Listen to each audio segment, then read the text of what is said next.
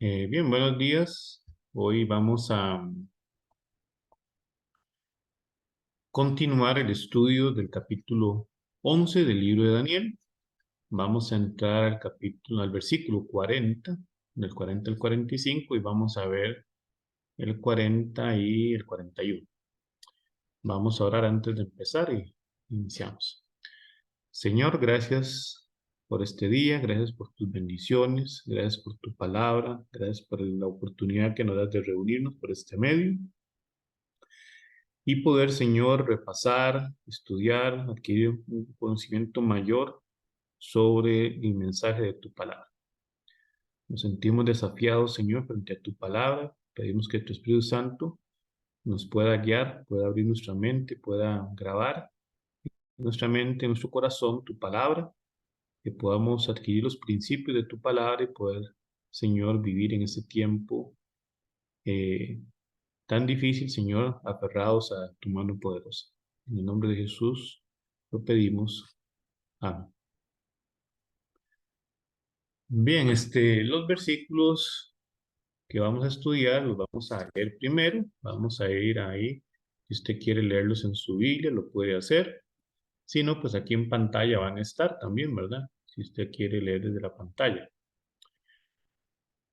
Daniel capítulo 11, versículos 40 al 42 dice: Pero al cabo del tiempo, el rey del sur contenderá con él, y el rey del norte se levantará contra él como una tempestad, con carros y gente de a caballo y muchas naves, y entrará por las tierras, e inundará y pasará. Entrará a la tierra gloriosa, y muchas provincias caerán, mas éstas escaparán de su mano: Edom y Moab y la mayoría de los hijos de Amón. Extenderá su mano contra las tierras, y no escapará el país de Egipto. Versículos 43 al 45. Y se apoderará de los tesoros de oro y plata y de todas las cosas preciosas de Egipto, y los de Libia y de Etiopía le seguirán. Pero noticias del oriente y del norte lo atemorizarán, y saldrá con gran ira para destruir y matar a muchos. Y plantará las tiendas de su palacio entre los mares y el monte glorioso y santo, mas llegará a su fin y no tendrá quien le ayude. Bueno, aquí tenemos que recordar que el versículo 39 nos dejó allí en el año de 1798, cuando se narra proféticamente el momento, digamos, o las condiciones o las situaciones históricas que se iban a dar, en las que el poder, en este caso político-religioso, denominado Rey del Norte, eh, había adquirido un gran poder durante un periodo de 1260 años, pero como una reacción a ese poder, a esa imposición, como una reacción a ese dominio de tantos años, sectores intelectuales europeos visualizan que no era correcto el poder religioso tomara control, en este caso, del mundo. Eh, Eso más diferentes elementos fueron llevando a que se diera entonces que Francia tomara la determinación de quitarle el poder, en este caso, al Papa. De esta manera encontramos nosotros entonces que queda preso y es exiliado, y allí muere entonces el Papa a manos, en este caso, del poder francés. Recordemos que fueron los reyes franceses quienes le dieron el poder al papado, y ahora entonces este mismo poder francés le quita el poder al papado. Encontramos nosotros entonces que En general, habíamos hablado que durante esos primeros 3, 4 siglos, el poder civil estaba por encima del poder religioso. Al llegar Constantino y otros, le entregan el poder paulatinamente al poder religioso. Y principalmente, como ya hemos hablado, ya a partir del año 538, se habían dado las condiciones, tanto políticas como religiosas, para que este poder, rey del norte, pudiese gobernar por un periodo de 1260 años. Pero entonces, como mencionaba ayer en el tema, tal vez los que escucharon, Satanás lleva al mundo de un extremo al otro. Primero una religión, se enseñan muchos aspectos religiosos, se mezcla con el paganismo, se habla de un cristianismo en el mundo y entonces el sector intelectual europeo ahora se va hasta el otro extremo y entonces se declara ateo. Ese ateísmo o ese poder civil ahora representado por los diferentes países empieza Francia, ¿verdad? Francia fue un país que recibió la bendición que la palabra de Dios llegara allí a través de muchísimos medios, pero se, digamos, de diversas maneras rechazó la palabra de Dios, ¿verdad? Como dice la palabra de Dios, la luz vino al mundo, pero la luz fue rechazada. Jesús fue traído a este mundo, ¿verdad? Para dar su mensaje, pero fue rechazado. Y Francia es un país que rechazó la palabra de Dios. Eso llevó precisamente a ese proceso que históricamente se denomina la Revolución Francesa, ¿verdad? Toda una oposición a la religión y entonces encontramos nosotros que estamos situados allí. Ahora, estos versículos del 40 en adelante nos van a hablar precisamente que este rey del norte recibió lo que en el libro de Apocalipsis se denomina como la herida de muerte. También tenemos que recordar que al completarse el periodo de los 1260 años, el profeta Daniel habla que se ha iniciado el tiempo del fin. Este tiempo del fin se menciona aproximadamente unas 12 veces en el libro de Daniel, ¿verdad? Haciendo referencia entonces al periodo que va desde 1798 y se va a extender hasta la segunda venida de Cristo. Bueno, el mundo posterior a ese año, eh, con sus varios países, se habla más o menos de unos 230 países que son independientes, son soberanos. Uno podría pensar, bueno, ¿a cuál de todos esas luchas entre países, entre sectores, se refiere ese dominio mundial o quién va a tomar el dominio mundial de este momento, desde 1798 en adelante? Encontramos nosotros que son aproximadamente 230 países y 191 están conformando actualmente las Naciones Unidas. Y uno podría pensar, bueno, tienen que ver allí el sector allá musulmán, tienen que ver ahora los chinos, la Unión Soviética, los Estados Unidos. Bueno, la Biblia, ¿verdad? Dios ha revelado en su palabra y es de las cosas que debemos agradecer a Dios como nosotros como cristianos adventistas hemos recibido el espíritu de profecía, tenemos la oportunidad de estudiar su palabra en toda su amplitud y poder comprender que los únicos dos contrincantes al final se resumen en el poder civil o poder secular y el poder religioso. Entonces encontramos nosotros que esta lucha se extiende hasta nuestros días y se está definiendo todavía quién va a ganar, esa propuesta. Nos vamos a dar cuenta que el capítulo 40, el versículo 41, afirman claramente que si bien es cierto, este rey del norte recibe una herida mortal, no se va a quedar allí contento ni tranquilo, sino que va a continuar buscando, en este caso, el dominio del mundo.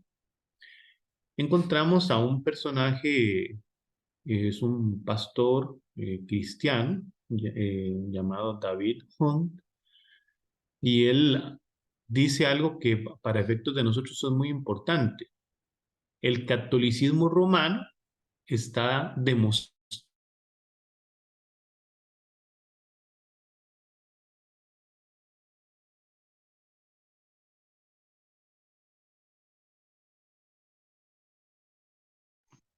Carlito se le fue el volumen.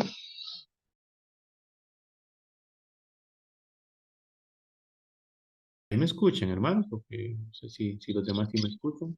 Y ahí sí. Ahora sí, pero se paró un momento.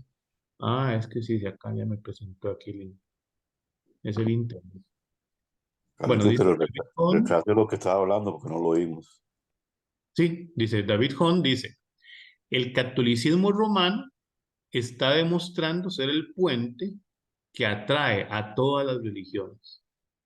Este hecho de por sí no es sorprendente, pero lo que es asombroso es ver a cristianos evangélicos entrando en ese puente por un extremo, mientras que al mismo tiempo hindúes, budistas y paganos de todo género están entrando en él por el otro. Si realmente estamos viviendo en los últimos días, como todo parece indicarlo, no pasará mucho tiempo antes de que todos se encuentren en medio del puente. Esta declaración de este hombre, que es un cristiano, no es adventista, es muy llamativa porque él logra tener la misma apreciación que tenemos nosotros, los cristianos adventistas, sobre lo que está sucediendo actualmente. Ahora vamos a ver una serie de hechos que nos van a demostrar, nos van a evidenciar el avance católico. Otro aspecto importante es que entonces estamos en la fecha, ¿verdad? Posterior al año 1798, cuando este poder, ahora denominado el Rey del Sur, que es el poder secular, el ateísmo, el control político, le pone un freno al Rey del Norte. En otras palabras, aquí vamos a ver dónde estamos en la época en que se separa la iglesia del Estado. Es decir, Francia le quita el poder del Estado a la iglesia católica y entonces esa separación es lo que conocemos nosotros como la herida mortal o la herida como de muerte, ¿verdad? Pero el versículo 40 nos va a decir que este rey del norte va a buscar recuperarse, va a buscar volver a atacar, en este caso, al rey del sur y nos dice que va a ganar la batalla. El tiempo se ha extendido, pero sigue en su lucha. El libro de Apocalipsis nos va a hablar también de que este poder, rey del norte, subirá al dominio mundial como una gran Babilonia, con un gran poder, y nos vamos a dar cuenta que aquí también está escrito. Va a involucrar un poder político, un poder religioso, un poder económico, un poder ideológico, es decir, va a tener un control absoluto sobre el mundo.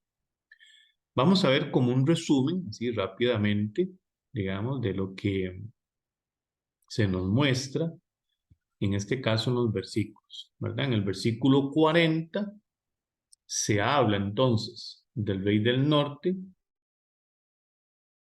que recibe esa herida mortal, pero que se va a recuperar, ¿verdad? Ya lo leímos un poquito, ahí usted lo puede volver a repasar para que vea los dos aspectos. Luego nos habla el versículo 41, ¿verdad? De una fuerza,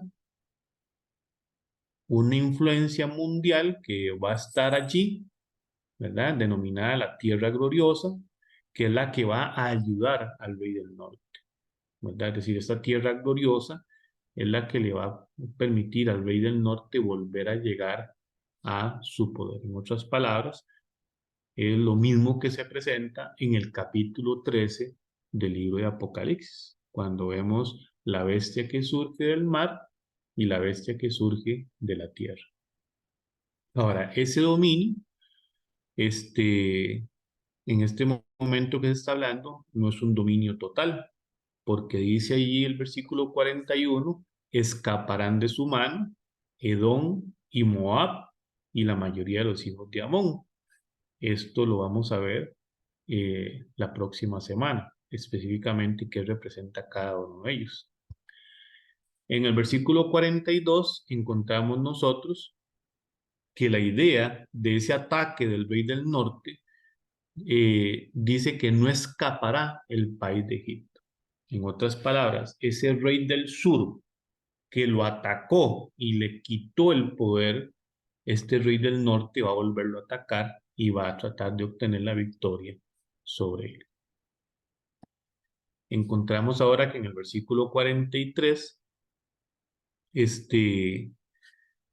involucra, como mencioné hace un momento, la parte política y la parte económica, porque se habla de los de Libia y los de Etiopía, que son los sectores en el tiempo en que se está hablando esto bíblicamente, los sectores más pobres que habían. Entonces, evidentemente, el alcance de este rey del norte no tiene ninguna contemplación, es decir, va a lograr alcanzar a los sectores económicamente más desarrollados, como también a los sectores poco desarrollados. Algunos por una estrategia, a otros por otra, pero al final el mundo estará bajo un único gobierno. Ese gobierno va a ser el gobierno de esta gran Babilonia, de este poder rey del norte, de este anticristo, ¿verdad? Que estará ahí haciendo toda su fuerza. En este mismo versículo 44, nos dice también que hay un momento en que pareciera que este rey del norte ya está tranquilo, ya ha logrado tener un gran poder, pero entonces dice la Biblia que habrán noticias procedentes del oriente y del norte, lo que causa una alarma, digámoslo así, una preocupación en el rey del norte.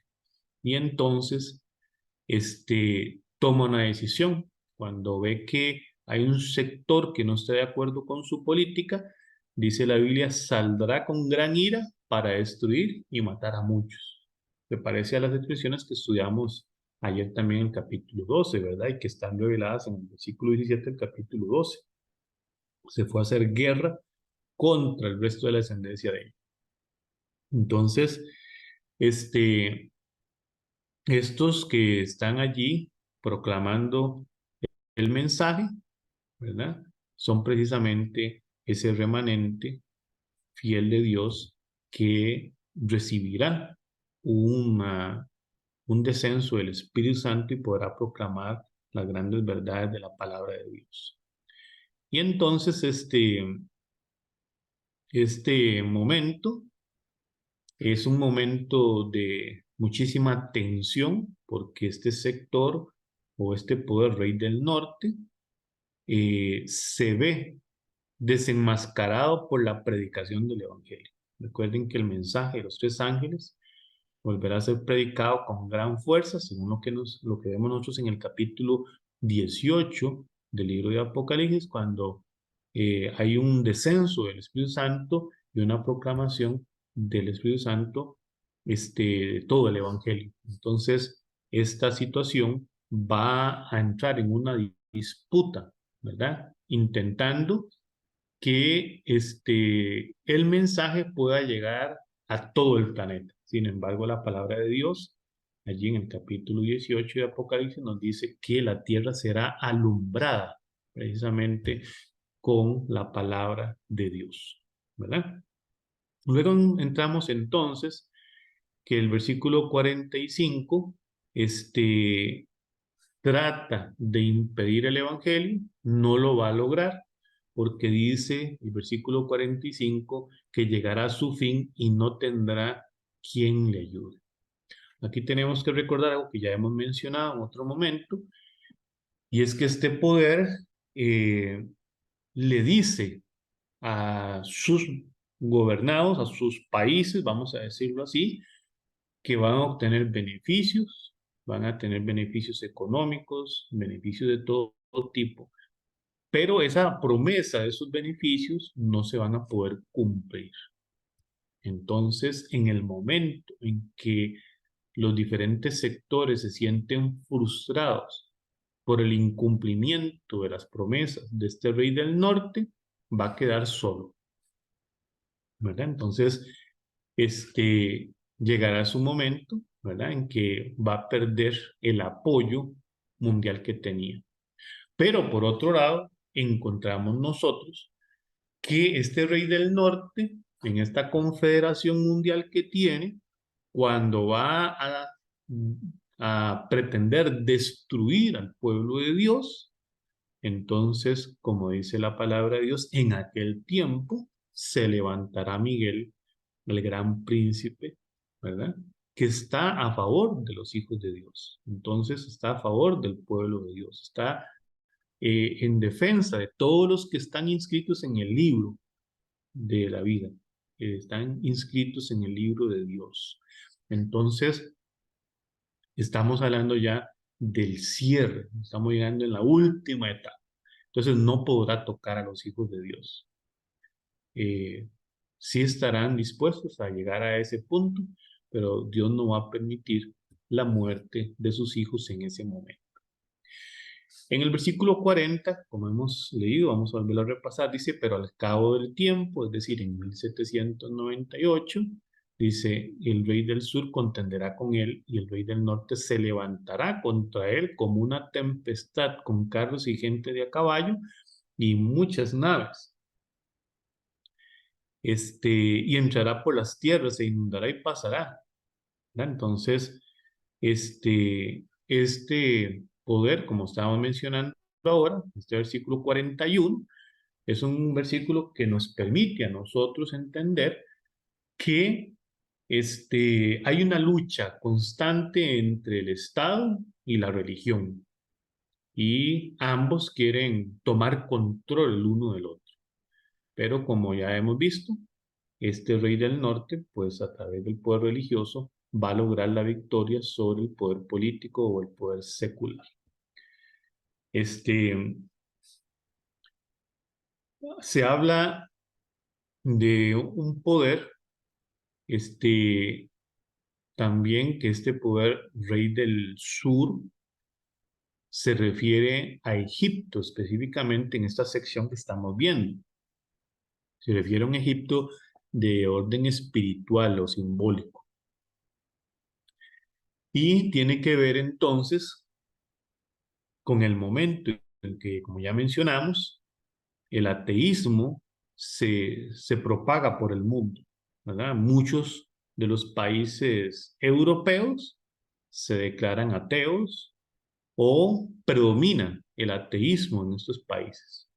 Francia sí se declara formalmente un país ateo y ahí entra esa lucha, ¿verdad? Esa lucha ocasiona entonces que el rey del norte, ese cristianismo falso, esa religión falsa del catolicismo, pierda el poder.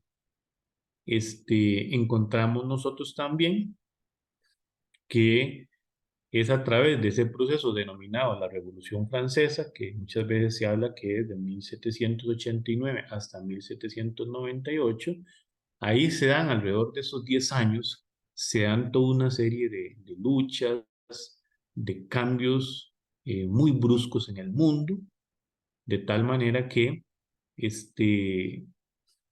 son ese tipo de elementos los que, entre tanto el poder llamado Rey del Norte está en disputa, no puede perseguir al pueblo de Dios. ¿Verdad? Ese tipo de situaciones que se dan en el mundo son los momentos en que el pueblo de Dios es dejado de perseguir. Entonces aquí llega el límite. Llega el límite porque entonces ahora vamos a encontrar que posterior a este momento se va a dar allí en el año 1700, digamos a mediados de ese siglo XVIII, un estudio de la palabra de Dios. En el año de 1800, a mediados, se va a dar otro reavivamiento que motiva la predicación de la profecía bíblica, de que Jesús viene por segunda vez, de la caída de este poder, Rey del Norte, y entonces pues el surgimiento de Estados Unidos como un país de libertad permite la predicación del Evangelio, permite el financiamiento de misioneros hacia el exterior, y entonces eso va a abrir la puerta para que el mensaje de Dios pueda ser predicado. Y específicamente encontramos nosotros que surgen los adventistas con la predicación entonces del mensaje de los tres ángeles. Y de esa forma, vamos a ver que esa lucha que se está dando por el dominio del mundo, ¿verdad? Va a ser una lucha en el campo político, ideológico y económico. Se va a llegar al punto, y eso es lo que uno puede percibir, digamos, dice Apocalipsis, se maravilló toda la tierra en pos de la bestia. Encontramos nosotros que personajes importantes, encontramos nosotros que sectores políticos, sectores religiosos, personas de ciencia, admiran la obra realizada por Juan Pablo II, por Francisco, como papas de la iglesia, y precisamente lo posicionan a él como, en este caso ahorita actualmente a Francisco, como el posible líder que el mundo necesita debido a su misericordia, su bondad, eh, su gestión política, eh, etcétera, ¿verdad? Entonces, este, pareciera, y también este hombre, como leímos ahora, David Hong, él logra percibir eso mismo, que el poder católico ha tenido la virtud de ser ese puente que está uniendo a diferentes sectores. Ahora, no debemos de perder de vista que quien le va a entregar el poder al rey del norte va a ser el poder, en este caso evangélico, representado por los Estados Unidos, ¿verdad? Porque eso es importante. Muchas veces cuando salen noticias de la Iglesia Católica, dice la gente, ah, no, ya se posicionó. Bueno, no, eso forma parte del proceso, pero quien le va a entregar el poder a el rey del norte, a la Iglesia Católica, va a ser los Estados Unidos. Encontramos nosotros que en el versículo 42 se hace una mención del rey del norte que se va a obsesionar por conquistar el monte glorioso y santo, ¿verdad? O el monte de Sión. Eso debido a que este monte de Sión o refleja al pueblo remanente de Dios, ¿verdad? Lo que en el libro de Apocalipsis aparece como los 144,000, ¿verdad? Y tiene la intención de poder anularlos o poder destruirlos de manera definitiva. Recuerden que Satanás tiene toda su atención en contra de el pueblo de Dios, ¿verdad? El versículo 40 dice que con carros y con gente de a caballo y naves, es decir, hay un poder militar, hay un poder político, ¿verdad? ¿Qué es lo que representa eso en el Antiguo Testamento? Pensaría entonces en atacar, ¿verdad? Son formas que va a usar el sistema católico para ganar, ¿verdad? Su mayor aporte en aspecto político es la diplomacia que ha utilizado para lograr ganar la atención de los diferentes sectores, ¿verdad? Encontramos nosotros ahora que hay bastantes elementos que se pueden hablar de la recuperación del poder católico o del rey del norte, pero vamos a mencionar 5 posibles. Ya es probable que pudiésemos haber hablado de más, pero ahorita vamos a hablar de algunos de estos pasos que se han ido dando a través del tiempo y que han permitido que el sistema católico se vaya posicionando.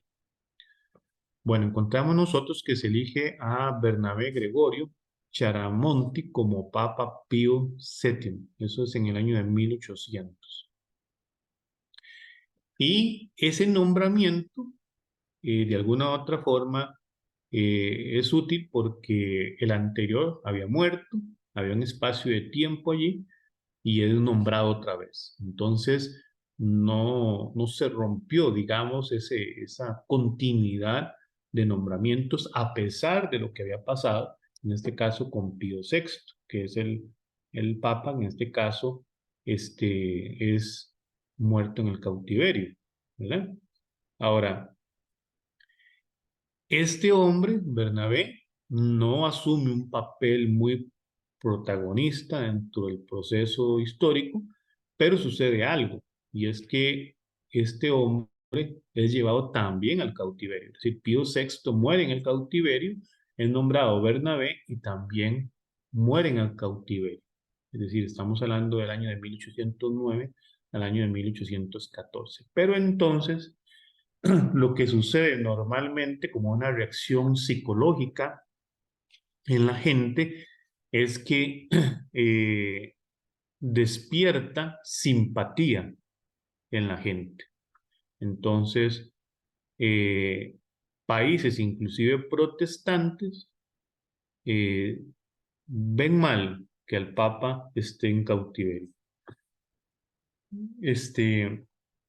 Al final, este hombre cuando es liberado del cautiverio, pues recibe una bienvenida sumamente especial por parte de diferentes sectores.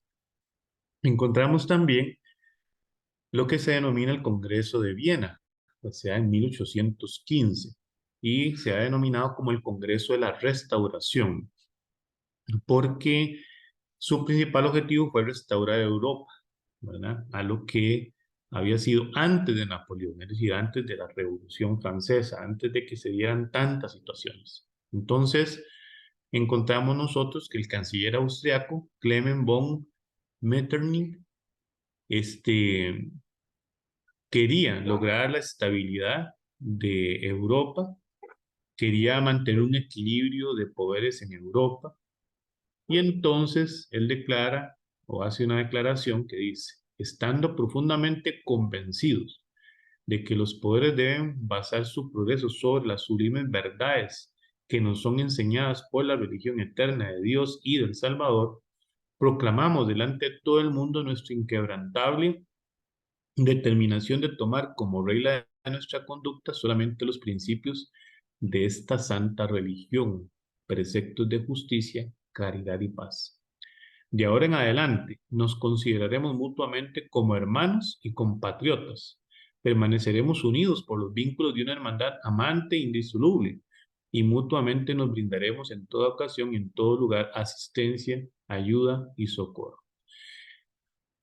Esto nuevamente, ¿verdad? Estamos hablando de un poder político que se quiere hermanar con la religión, ¿verdad?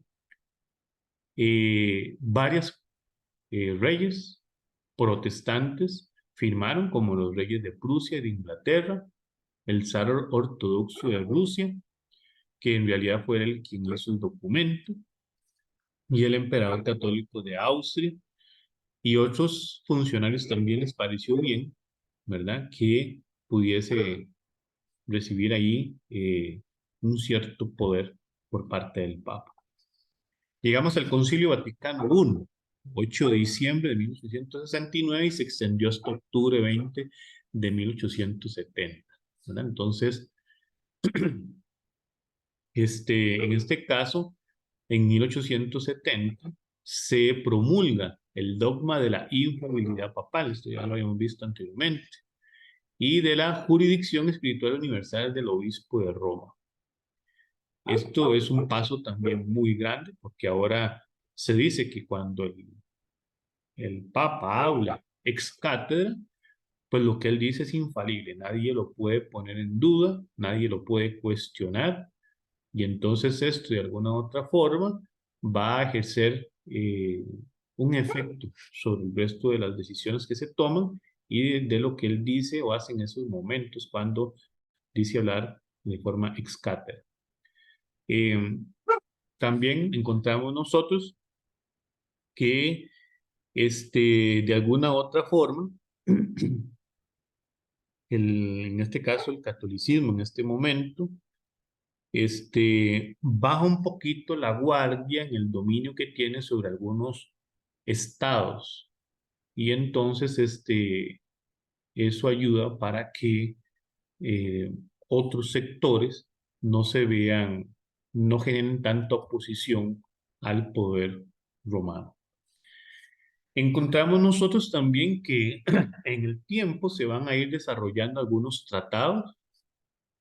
Uno de los principales es el Tratado de Letrán, que se firma el 11 de febrero de 1929. Este caso es muy importante porque es Benito Mussolini, que representa el gobierno italiano, y también está Pietro Gasparri, secretario de Estado del Vaticano, bajo Pío XI, y entonces ellos dice que hacen acuerdos y dice que pusieron fin a la así llamada cuestión romana. ¿Ok? Entonces, ¿qué es lo que sucede? Que en este caso la Iglesia Católica reclama la ciudad de Roma como un estado papal. Entonces, después de tanto tiempo, unos 59 años aproximadamente, precisamente se le entrega el Vaticano como su espacio, ¿verdad? Como su país, aunque es un espacio pequeño porque dice que es apenas de 44 hectáreas y está dentro de la ciudad de Roma. De alguna u otra forma, esto fue un elemento que permitió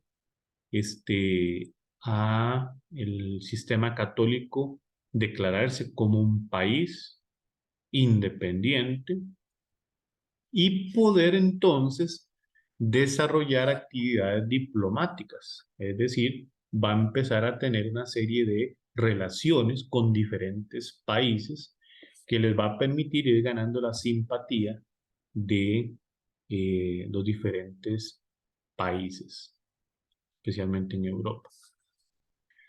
También se habla de la diplomacia que se ha desarrollado en este poder denominado Rey del Norte. Cuando hablamos de el Papa Benedicto XV en 1914, nos dice que apenas habían 14 naciones que mantenían relaciones diplomáticas con el Vaticano. Ya para 1922, cuando él muere, había pasado de 14 a 25. Luego, en 1958, cuando se da el fallecimiento de Pío XII, el número de sedes diplomáticas en el Vaticano había ascendido a 50, es decir, prácticamente más de 3 veces las que tenía en 1914. Y actualmente superan las 174 actividades diplomáticas. Es decir, que vean qué interesante. Estados Unidos es el país que tiene la mayor cantidad de diplomáticos en el mundo, es decir, de relaciones con diferentes países. Y Estados Unidos tiene 8 millones de kilómetros cuadrados. Mientras que el Vaticano, ¿verdad?, tiene apenas 44 hectáreas. Entonces nos damos cuenta que el Vaticano ha apostado por vincularse, relacionarse, mantener un contacto estrecho, tener diferentes diplomáticos en otros países, de tal manera que tiene un gran alcance y diríamos que es similar al que tienen los Estados Unidos. Ahora,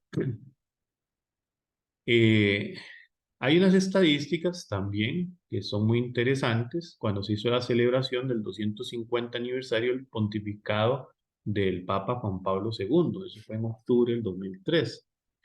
Y dice que se han realizado 245 viajes pastorales, 143 de ellos dentro de Italia y 102 fuera de ella, con un recorrido de 1.163.865 kilómetros, lo que equivale a más de 28 veces la circunferencia de la Tierra o 3 veces la distancia entre la Tierra y la Luna.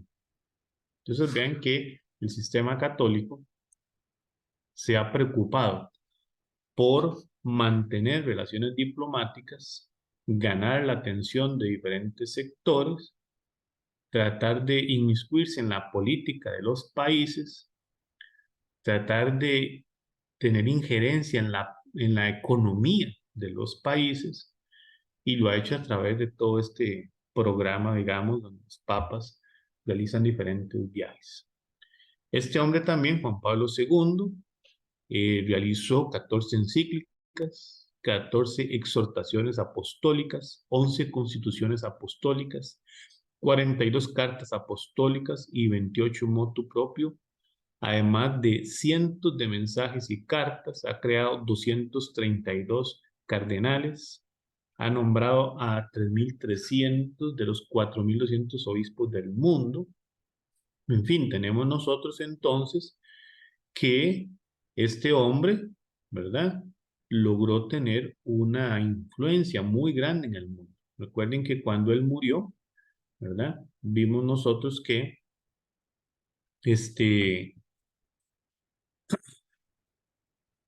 la gente, el mundo, los diferentes presidentes, representantes religiosos asistieron a su funeral, ¿verdad? Fue todo un acto mundial, ¿verdad?, que estuvo allí, bueno, en anuncios de televisión, en noticias durante muchísimo tiempo, ¿verdad?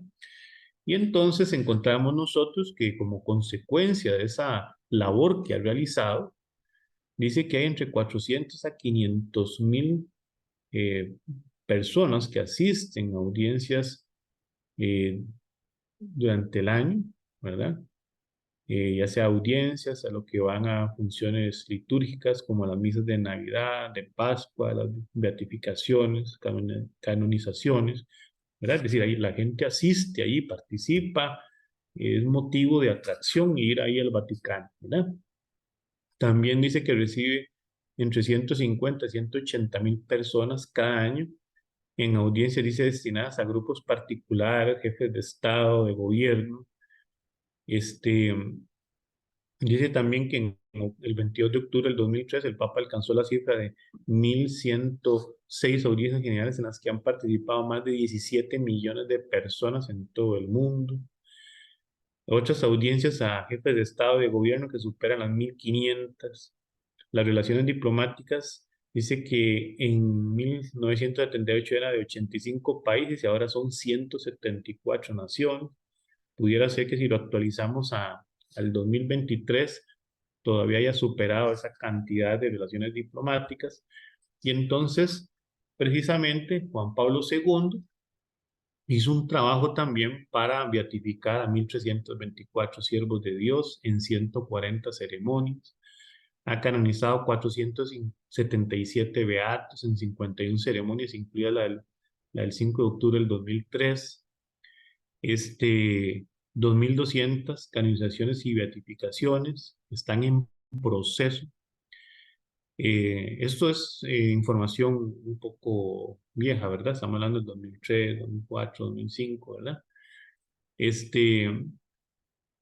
Nos damos cuenta entonces que el sistema romano ha buscado la manera de sanar esa herida que fue infligida por Francia, ¿verdad? Ha sido motivo para que los diferentes papas busquen estrategias de alcanzar el poder. Pero bueno, como ya hemos dicho en reiteradas ocasiones, Dios es el que tiene el control de la historia. Entonces, si bien es cierto, esta gente ha hecho grandes esfuerzos, pues Dios ya dijo cómo va a suceder todo en la historia y todo a su tiempo. Entonces, vemos aquí cómo este rey del norte, en resumidas cuentas, ¿verdad? Va a continuar luchando contra el Estado para lograr dominar. Los pasos que han dado van en esa dirección y llegará su momento en que Dios va a permitir que esa unión otra vez entre el Estado y la religión se dé, lo que va a ocasionar entonces una persecución similar a la que ya hemos estudiado en la Edad Media, ¿verdad? En el periodo de los 1260 años. Bien, mis hermanos, este es el mensaje o el tema de esta mañana. Espero que haya quedado clarito los pasos que hemos ido dando. Y la otra semana seguiremos repasando versículo 41, 42 y hasta llegar al 45, si Dios lo permite.